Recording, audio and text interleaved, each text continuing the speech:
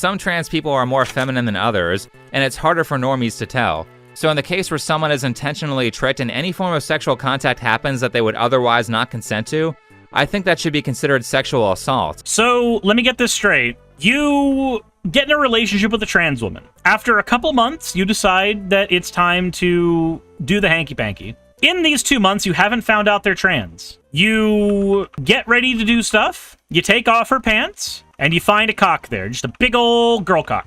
You know what happens when you live in a world where you get to call that sexual assault? I can tell you what happens. Pretty simple here. Let's go ahead and talk about the trans panic defense. The LGBTQ plus panic defense is a legal strategy where defendants are charged with violent crimes and then weaponize their victims' real or perceived sexual orientation or gender identity or expression in order to reduce or evade criminal liability. So when you argue stuff like this, think before you sleep, you're basically arguing in favor of actual physical assault. Because what happens with that defense, historically, is somebody will attack the trans person, many times beating them mercilessly, sometimes within an inch of their life, and then they will rely on this panic defense. When they use the panic defense, they argue that their violent actions are both explained and excused by their victim's real or perceived sexual orientation or gender identity or expression.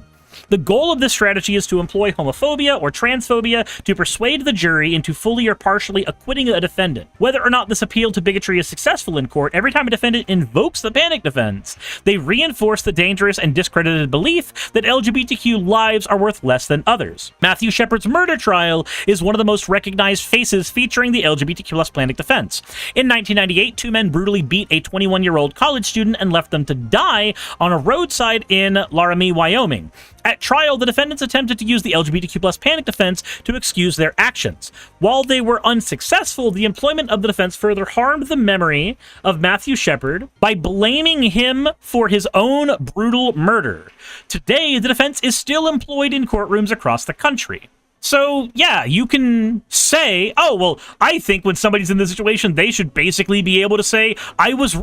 No, if you consented to a sexual experience with a person, regardless of what plumbing is down there, you are allowed to revoke consent at any point during that engagement. If you continue to consent to things in that engagement while you are there, or not revoke consent while you are there, you should not be able to mount a defense against somebody. The precedent that sets for other people is astoundingly dangerous.